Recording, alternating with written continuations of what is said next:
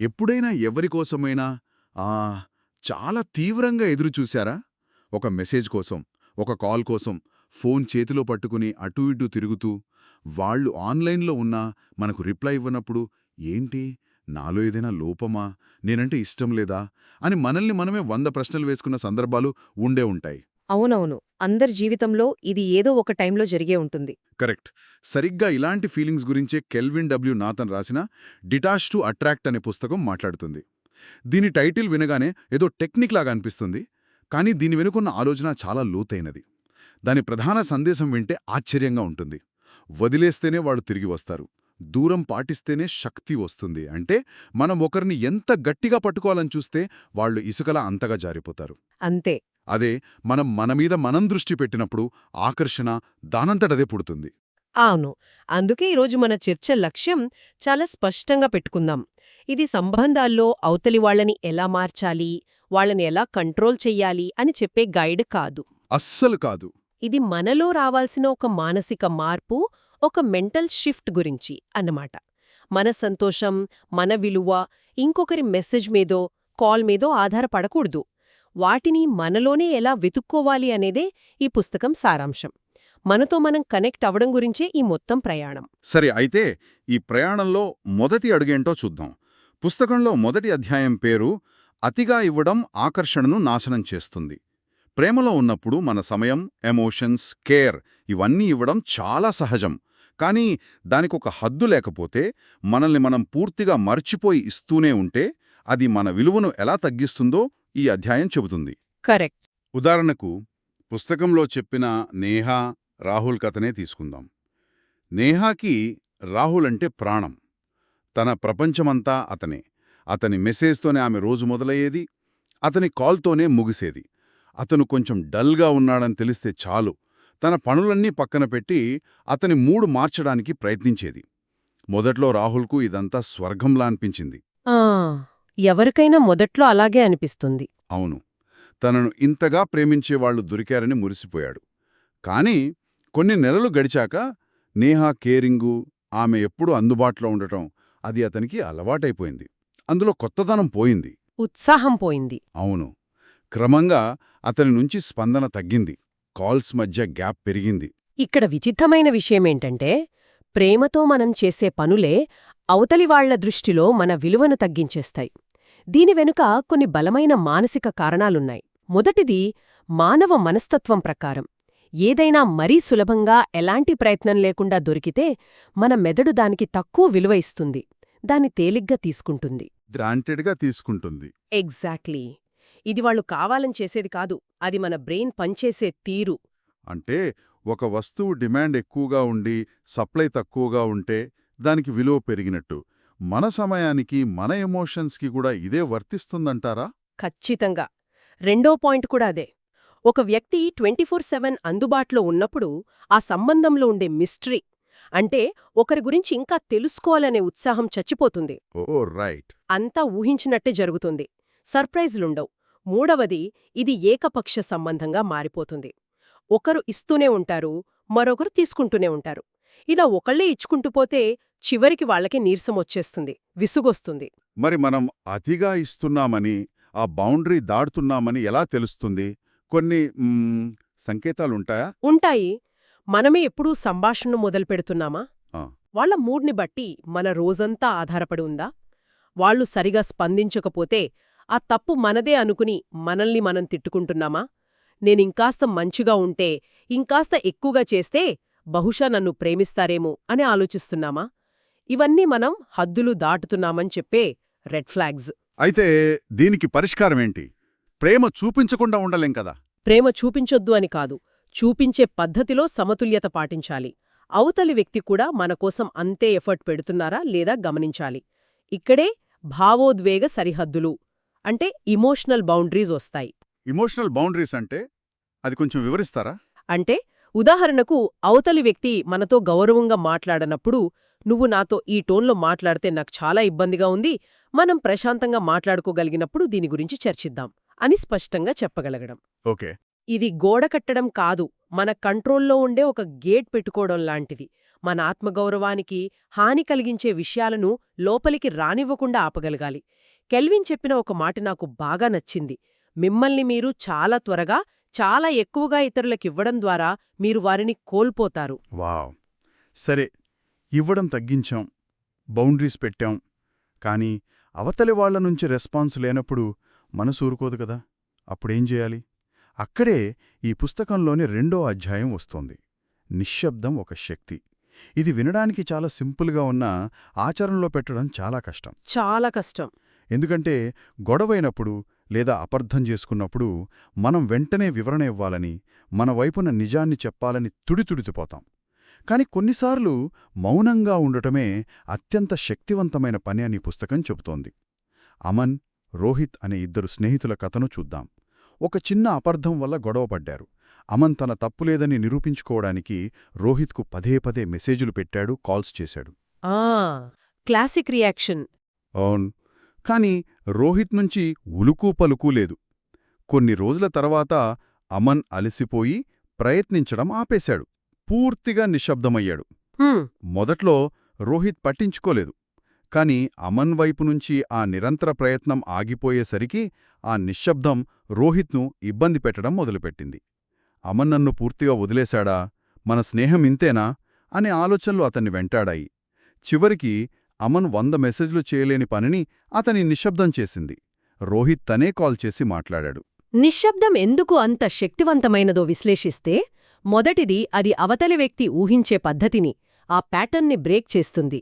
ఓ మనం ఎప్పుడూ స్పందిస్తామని, వాళ్ల వెంటపడతామని వాళ్ళనుకుంటారు. కాని మనం సడన్గా నిశ్శబ్దంగా ఉన్నప్పుడు ఇప్పుడేమైంది అనే ఆలోచనలో పడతారు.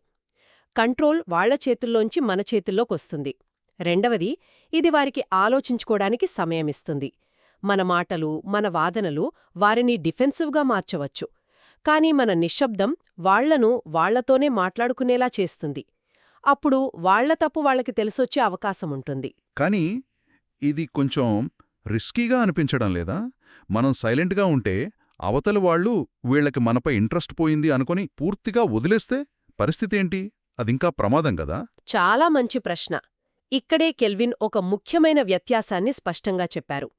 మన ఆత్మగౌరవాన్ని కాపాడుకోడానికి, సరిహద్దులు గీయడానికి పాటించే నిశ్శబ్దానికి, ఓకే, అవతలి వ్యక్తిని శిక్షించడానికి, బాధ పెట్టడానికి ఉపయోగించే టాక్సిక్ నిశ్శబ్దానికి, అంటే స్టోన్ వాలింగ్కి చాలా తేడా ఉంది. మన ఉద్దేశ్యం వాళ్లను మార్చడం కాదు, మన మానసిక ప్రశాంతతను కాపాడుకోవడం.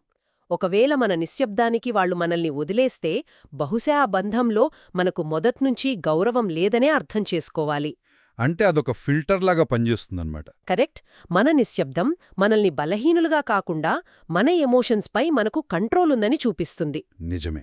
అంటే మన శాంతి కోసం పాటించే మౌనానికి, వాళ్లను శిక్షించడానికి వాడే మౌనానికి చాలా తేడా ఉంది. అది గుర్తించడం చాలా ముఖ్యం. ఈ విభాగాన్ని కెల్విన్ చెప్పిన ఒక అద్భుతమైన మాటతో ముగిద్దాం.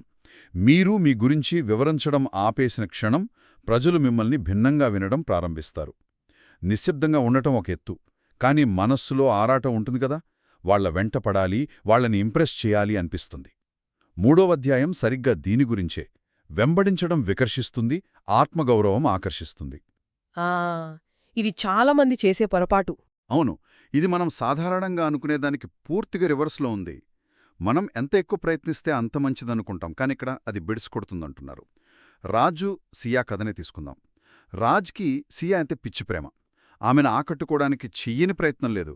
రోజుకు 10ల సంఖ్యలో మెసేజ్లు, ఆమె ప్రతి ఇన్స్టాగ్రామ్ స్టోరీకి వెంటనే రిప్లై, ఆమెకి ఇష్టమైనవి తెలుసుకుని సర్ప్రైజులు ఇవ్వడం, ఇలా ఒకటేమిటి.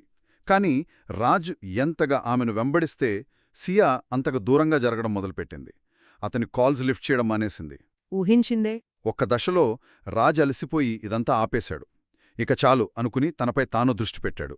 జిమ్కి వెళ్లటం, తన కెరియర్పై ఫోకస్ చేయడం, ఫ్రెండ్స్తో బయటకు వెళ్లడం మొదలుపెట్టాడు. ఆశ్చర్యంగా కొన్ని వారాల తర్వాత సియానే అతనికి మెసేజ్ చేసింది, హాయ్, ఈ మధ్య అస్సలు కనిపించట్లేదు అని. వెంబడించడం ఎందుకు పనిచేయదంటే, అది ఒక శక్తి అసమతుల్యతను, ఒక పవర్ ఇంబ్యాలెన్స్ని క్రియేట్ చేస్తుంది. Power imbalance? అవును. వెంబడించే వ్యక్తి ఎప్పుడూ తక్కువ స్థాయిలో అవసరమున్నవారిగా, నీడీగా కనిపిస్తారు. ఇది అవతలి వ్యక్తికి తెలియకుండానే ఒక రకమైన అధికారాన్నిస్తుంది. వాళ్లు మనల్ని తేలిగ్గా తీసుకుంటారు. అంతేకాకుండా ఆకర్షణలో అతి ముఖ్యమైన అంశం రహస్యం, మిస్టరీ. మనమొకరిని ఎక్కువగా వెంబడించినప్పుడు మన గురించి అన్నీ వాళ్ళకి తెలిసిపోతాయి. దాంతో ఆ మిస్టరీ పూర్తిగా చచ్చిపోతుంది. మరి మనం చేజింగ్ మోడ్లో ఉన్నామని ఎలా గుర్తించాలి? ఎందుకంటే ప్రేమలో ఉన్నప్పుడు మనం చేసేవి చేజింగ్ లాగా అనిపించవు కదా. నిజమే, కాని కొన్ని సంకేతాలుంటాయి. ఎప్పుడూ మనమే మొదట టెక్స్ట్ చేయడం, వాళ్ళొక గంట రిప్లై ఇవ్వకపోతే మనసులో కంగారు మొదలవడం, ఆ ఇది చాలా కామన్. వాళ్ళ సోషల్ మీడియాను పదే పదే చెక్ చేయడం, వాళ్ళని సంతోషపెట్టడానికి మన ఇష్టాలను, మన వ్యక్తిత్వాన్ని మార్చుకోవడానికి ప్రయత్నించడం, ఇవన్నీ మనం చేజింగ్ మోడ్లో ఉన్నామని చెప్పేవే. మరి ఈ చేజింగ్ నుండి ఆకర్షించే అట్రాక్టింగ్ మోడ్లోకి ఎలా మారాలి? కెల్విన్ చెప్పినట్లుగా ఫోకస్ షిఫ్ట్ చేయాలి. మన ఫోకస్ని వాళ్లమీద నుండి తీసి మనమీద పెట్టాలి. మనమీద. అవుని, మొదట టెక్స్ట్ చెయ్యాలనే ఆరాటాన్ని ఆపుకోవాలి, అవతలి వ్యక్తికి అవకాశమివ్వాలి, ఆ ఖాళీ సమయంలో మనపై మనం దృష్టి పెట్టాలి. ఫిట్నెస్, హాబీలు, కెరీర్, మనల్ని మనం మెరుగుపరుచుకోవాలి. ఎప్పుడూ అందుబాటులో ఉండకుండా మన సమయానికి మనం విలువ ఇవ్వడం నేర్చుకోవాలి. కెల్విన్ చెప్పిన ఒక మాట ఎప్పుడూ గుర్తుంచుకోవాలి: నిజమైన ఆకర్షణ మీరు వెంబడించడం ఆపేసి మిమ్మల్ని మీరు ఉన్నతంగా తీర్చిదిద్దుకోవడం ప్రారంభించినప్పుడు మొదలవుతుంది. ఇప్పుడు 4వ అధ్యాయం, డిటాచ్మెంట్ అంటే నిర్లిప్తత. ఈ పదం వినగానే ఏదో సంబంధం తెంచేసుకున్నట్టు, మనకేం ఫీలింగ్స్ లేనట్టు ఒక నెగటివ్ ఫీలింగ్ వస్తుంది. కానీ పుస్తకంలో చెప్పే అర్థం అది కాదంట. అవును, అదే అందరూ అనుకుంటారు. కాని కెల్విన్ ప్రకారం డిటాచ్మెంట్ అంటే భావాలు లేకపోవడం కాదు, ఆ భావాలు మనల్ని నియంత్రించకుండా చూసుకోవడం. ఓకే. అవతల వ్యక్తి ప్రవర్తనను, వారి మాటలను మన ఆత్మగౌరవంతో, మన విలువతో ముడిపెట్టకపోవడం. ఇది మనల్ని మనం కోల్పోకుండానే ఇతరులతో ఆరోగ్యకరంగా కనెక్ట్ అవ్వడానికి సహాయపడుతుంది. అంటే సింపుల్గా చెప్పాలంటే, వాళ్ల మూడ్ బాగుంటే మనం హ్యాపీగా ఉండటం, వాళ్ళు సరిగా మాట్లాడకపోతే మనం డిప్రెస్ అవ్వటం, ఈ ఇమోషనల్ రోలర్ కోస్టర్ నుంచి బయటపడటమే డిటాచ్మెంటా? ఎగ్జాక్ట్లీ. ఇక్కడ ప్రేమకు, అనుబంధానికి అంటే అటాచ్మెంట్కి మధ్య ఉన్న తేడాని అర్థం చేసుకోవాలి. ఇది చాలా ముఖ్యమైన పాయింట్. ప్రేమలో స్వేచ్ఛ ఉంటుంది. నువ్వు నాతో ఉన్నా లేకపోయినా నేను నిన్ను గౌరవిస్తాను, నీ సంతోషాన్ని కోరుకుంటాను అనే భావనుంటుంది. కాని అనుబంధంలో భయం ఉంటుంది. నువ్వు నన్ను వదిలేస్తే నేను బతకలేను అనే భయం. డిటాచ్మెంట్ మనల్ని ఆ భయం నుండి బయటపడేసి స్వేచ్ఛ వైపు నడిపిస్తుంది. మన మానసిక స్పష్టతను పెంచుతుంది. మన గౌరవాన్ని మన చేతుల్లోనే ఉంచుతుంది. కెల్విన్ చెప్పినట్లుగా నిజమైన బంధానికి నిరంతర ఉనికి అవసరం లేదు, పరస్పర గౌరవం అవసరం. ఇప్పటిదాకా మనం మాట్లాడుకున్నవన్నీ అతిగా ఇవ్వకపోవడం, నిశ్శబ్దంగా ఉండటం, వెంబడించకపోవడం, ఇవన్నీ చెయ్యాలంటే మనకు కావాల్సిందొకటే, ఒక అంతర్గత బలం. కరెక్ట్. ఇంకొకరి ఆమోదం మీదో, మెప్పు మీదో ఆధారపడి లేదని బలంగా నమ్మడం. ఆత్మగౌరవం తక్కువగా ఉన్నప్పుడు కొన్ని లక్షణాలు స్పష్టంగా కనిపిస్తాయి. ఇతరులకు నో చెప్పడానికి భయపడటం, ప్రతి చిన్న విషయానికి మనల్ని మనం నిందించుకోవడం. అవును. ఎవరైనా మనల్ని రిజెక్ట్ చేస్తే దాన్ని వ్యక్తిగతంగా తీసుకోవడం. మరి పోగొట్టుకున్న ఆత్మగౌరవాన్ని తిరిగి ఎలా పొందాలి? కెల్విన్ చెప్పిన మార్గాలు చాలా ప్రాక్టికల్గా ఉన్నాయి. మొదటిది, సరిహద్దులు గీయడం నేర్చుకోవడం. మన శాంతిని, శక్తిని హరించే విషయాలకు నో చెప్పడం స్వార్థం కాదు, అది మనల్ని మనం ప్రేమించుకోవడం. అంతే. రెండవది, ఇతరుల నుండి కాకుండా మనకు మనమే ఆమోదం అంటే వాలిడేషన్ ఇచ్చుకోవడం. మన చిన్న చిన్న విజయాలను కూడా మనమే గుర్తించుకుని మనల్ని మనం మెచ్చుకోవడం. దీనికి సంబంధించి కెల్విన్ ఒక శక్తివంతమైన మాట చెప్పారు. మిమ్మల్ని మీరు ఎంత బలంగా ఆమోదించుకోవాలంటే వారి నిశ్శబ్దం మిమ్మల్ని కదిలించకూడదు. ఆ స్థాయికి మనం రావాలి. ఇది ఒక్కరోజులో రాదు, కానీ ప్రాక్టీస్ చెయ్యాలి. మూడవది, మనతో మనం సమయం గడపడం. జర్నలింగ్ రాయడం, మెడిటేషన్ చేయడం, ఒంటరిగా నడకకు వెళ్లడం. ఇవి మన అంతర్గత స్వరంతో మనల్ని తిరిగి కనెక్ట్ చేస్తాయి. నిజమే. చివరిగా, మనల్ని మనం కఠినంగా విమర్శించుకోవడం ఆపాలి. మన బెస్ట్ ఫ్రెండ్కి ఒక కష్టమొస్తే ఎలా సపోర్ట్గా ఉంటామో మనకు మనం కూడా అలాగే ఉండాలి. మనం గుర్తించుకోవాల్సిన ఒక ముఖ్యమైన విషయమేంటంటే, ఏ సంబంధం కూడా మన అంతర్గత శాంతి, మన ఇన్నర్ పీస్ కన్నా గొప్పడి కాదు. ఒక బంధం మన మానసిక శక్తిని నిరంతరం హరిస్తుంటే, మనల్ని మనం తక్కువ చేసుకునేలా చేస్తుంటే, అక్కడ నుండి గౌరవంగా బయటకు రావడం స్వీయ ప్రేమకు గొప్ప నిదర్శనం. మొత్తంగా ఈ చర్చ నుండి మనం నేర్చుకున్నదేంటంటే, అతిగా ఇవ్వడం, వెంబడించడం నిరంతరం అందుబాటులో ఉండటం వంటివి ప్రేమను పెంచకపోగా మన విలువను తగ్గిస్తాయి. తగ్గిస్తాయి ఖచ్చితంగా. మరోవైపు స్పష్టమైన సరిహద్దులు, అవసరమైనప్పుడు పాటించే నిశ్శబ్దం, ఆరోగ్యకరమైన నిర్లిప్తత మరియు అన్నింటికన్నా ముఖ్యంగా మనపై మనకున్న గౌరవం ఇవి నిజమైన, బలమైన ఆకర్షణకు పునాది వేస్తాయి. సరిగ్గా చెప్పారు. ఈ పుస్తకం యొక్క సారాంశం ఇతరులను మార్చడం గురించో, వాళ్లను మనవైపు తిప్పుకునే ట్రిక్స్ గురించో కాదు. ఇది పూర్తిగా మన అంతర్గత శక్తిని, మన ఆత్మగౌరవాన్ని పెంచుకోవడం గురించి. మనం మనల్ని మనం గౌరవించుకున్నప్పుడు, మన సమయానికి విలువ ఇచ్చినప్పుడు, మన సంతోషానికి మనమే బాధ్యత తీసుకున్నప్పుడు, ఆకర్షణ అనేది ఒక టెక్నిక్ కాకుండా మన వ్యక్తిత్వంలో ఒక భాగంగా సహజంగా వస్తుంది. ఆకర్షణ బయట నుండి రాదు, మన లోపలి నుండే వస్తుంది. ఈరోజు చర్చను శ్రోతలను ఆలోచింపజేసే ఒక ప్రశ్నతో ముగిద్దాం. ఒకరిని దూరం నెట్టడానికి కాకుండా మనల్ని మనం మరింత దగ్గర చేసుకోవడానికి ఈరోజు మనం మనకోసం గీసుకోగల ఒక చిన్న సరిహద్దు ఏమిటి?